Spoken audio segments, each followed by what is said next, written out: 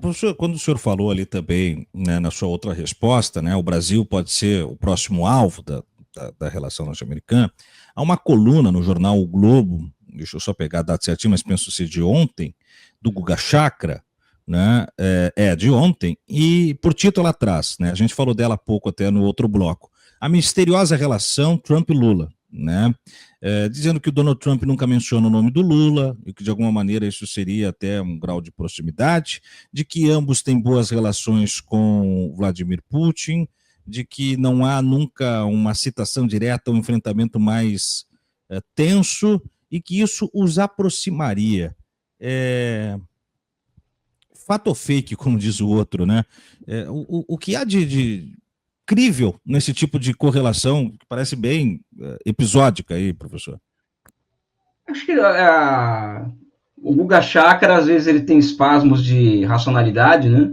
Mas, às vezes, ele volta a ser o Guga Chakra da Globo e tal, né? Então, fazer uma equiparação entre Lula e Putin para o Trump é muito desproposital, né? Porque os objetivos do Trump com o Putin têm relação direta com os objetivos estratégicos do Trump para com a China, tá?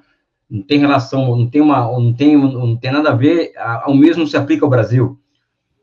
O Trump pode não sinalizar para o Lula, não citar o Lula, né? Mas ele é uma figura que ele é o símbolo maior da extrema-direita brasileira, é o símbolo externo mais significativo da extrema-direita brasileira. Ele recebe o filho do Jair Bolsonaro em seu gabinete na Casa Branca, né? Ele manda sinais para Bolsonaro o tempo inteiro, né? A corrente política dele, ela é afiliada à corrente política que sustenta Bolsonaro no Brasil. Então, o fato dele não citar o Lula pode ser, inclusive, uma forma de ignorar o Lula, e ao ignorar o Lula, ele manda uns sinais para o Bolsonaro do jeito dele, né? Então, eu acho que não tem cabimento essa declaração do Guga Chakra, né? Muito bom. O senhor esteve no Flow ontem, foi ontem, na verdade, né? Me corrija aqui, Sim. professor. E um dos cortes que já viraliza é justamente, traz por manchete, o lugar do Brasil na guerra tarifária. Que lugar é esse, professor? Bem, eu tenho falado sempre que o Brasil, o mundo pode entrar em uma espiral de crise por conta da incerteza hoje que acomete os mercados internacionais, o mercado internacional. Para termos uma ideia, o grau de incerteza da economia, hoje na economia internacional ela é maior que na época da pandemia. E pandemia é aquilo que eu falei lá, né? Não tem vacina, ninguém sabe se é para sempre, quando vai acabar e tal. As cadeias globais de valor rompidas, enfim, tudo aquilo que nós vivemos aquele terror, né? E hoje o grau de certeza é maior que naquela época, tá? Então, o Brasil deveria estar pronto para enfrentar uma crise internacional com mecanismos assim, institucionais, políticos e financeiros que pudessem viabilizar, aquecer a demanda interna, como aconteceu em 2009, por exemplo, quando nós tínhamos o BNDES operando com TJLP e colocando 150 bilhões de reais na economia brasileira para enfrentar a crise, com a Petrobras como polo de geração de demanda efetiva a partir de encomendas internas, a Eletrobras, né?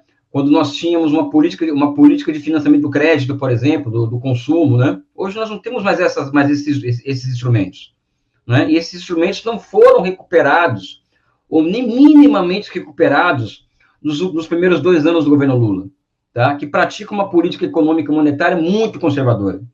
Então, o Brasil, ele está, o nosso lugar hoje na guerra tarifária é um lugar de muito passivo e com pouca capacidade de ser ativo, ou seja, já imprimir no momento atual políticas que fizessem que o país passasse por uma provável crise de forma incólume. É evidente que as reservas cambiais que nós temos nos ajuda muito e protege a política monetária brasileira. Mas nós não temos instrumentos suficientes para enfrentar a crise financeira, uma possível crise que vem aí, como nós tínhamos nos anos 2007, 2008 e 2009. Então, acho que o nosso lugar é discutir é discutir por que nós não temos mais os instrumentos que nós tínhamos em 2009. E esse que é o grande problema que eu vejo, né? Uhum. E daí fica, né, se a gente triangular essa relação, né, que descentraliza esse monopólio estadunidense, e ao mesmo tempo que o Brasil, que há algum tempo já vem, né, se amaziando com as relações econômicas com os chineses, podendo dilatar isso agora. A curto prazo, a gente terá um impacto, né, de maior relação político-comercial com a China e menos com os Estados Unidos, ou ainda vai se tentar estrabicamente atender as duas frentes, professor? Parece que o Celso Amorim deu uma entrevista, acho que está no Globo hoje, colocando que a China traz mais segurança e mais ele falou. Foi ontem, né? Uhum. Traz mais segurança para o Brasil, a China é uma opção pragmática, porque a água bateu enfim, a realidade se impôs ali ao núcleo da política do governo brasileiro e da política externa, porque o nosso aliado preferencial deve ser a China hoje, não é nem também por uma questão de simpatia ideológica, é por uma questão puramente pragmática. A China nos entrega possibilidades, né, que são muito grandes, para que ela seja uma janela aberta para o nosso processo de reindustrialização, né?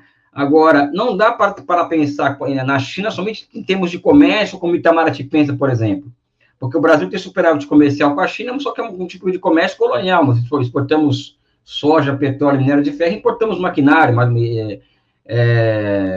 bens com valor agregado, etc. Então, não é uma relação que nos interessa. Nós temos que ter uma relação com a China pautada pelo casamento de dois grandes projetos nacionais e por uma integração produtiva total com os chineses. Agora, isso não vai acontecer com acordos feitos, estudados em 3 meses, com maneirismos diplomáticos, como a busca da sinergia entre a iniciativa Citroën Rota e os programas como a Nova Indústria Brasil e o PAC, ou seja, não vai ser assim. Isso é o tipo, a relação de investimento com a China e possibilitar com que os chineses vejam no Brasil uma possibilidade de expansão da sua fronteira econômica e atendendo também os nossos interesses, passa necessariamente pela constituição de uma visão estratégica e sofisticada do Brasil em relação à China. Nós não temos isso hoje, né? Esse é o grande problema. Você não vai ter uma relação com um país como a China, que faz comércio há 3.600 anos, né? A partir de uma escolha pontual dada a atual conjuntura. Não, acho que nós tínhamos que ter, eu falo isso desde o começo do governo, até antes do governo, né? Que as nossas relações com a China, elas são tão estratégicas que ela tinha que sair do âmbito do Itamaraty, inclusive, sabe? Quanto menos diplomata cuidar das nossas relações com a China, seria melhor, tá? Mas como nós terceirizamos a nossa política externa para o Itamaraty, nós vivemos, né, em uma situação em que a cadeia das relações Brasil-China, por exemplo, que passa pelo responsável político pelos BRICS, que passa pelo embaixador do Brasil na China, que passa pela secretária de Assuntos Internacionais do Ministério da Fazenda, todos eles trabalharam ativamente durante o golpe de Estado de 2016. Né? Todos eles. Mudou agora o responsável político dos BRICS, que é o embaixador Maurício Lírio. Melhor, evidentemente, eu não sei até que ponto que vai melhorar, porque o Brasil está dando muito pouca bola para o encontro dos BRICS aqui no meio do ano. Uhum. Já não deu nenhuma bola no passado em Kazan e está dando muito menos bola agora, sendo que a sede é no Brasil. Tá? Então, aqui eu sou um pouco pessimista ainda em relação ao papel que a China pode cumprir ao Brasil, não por causa dos chineses e das minhas convicções, e sim do que eu vejo da falta de sofisticação estratégica que opera hoje no núcleo do governo brasileiro, né?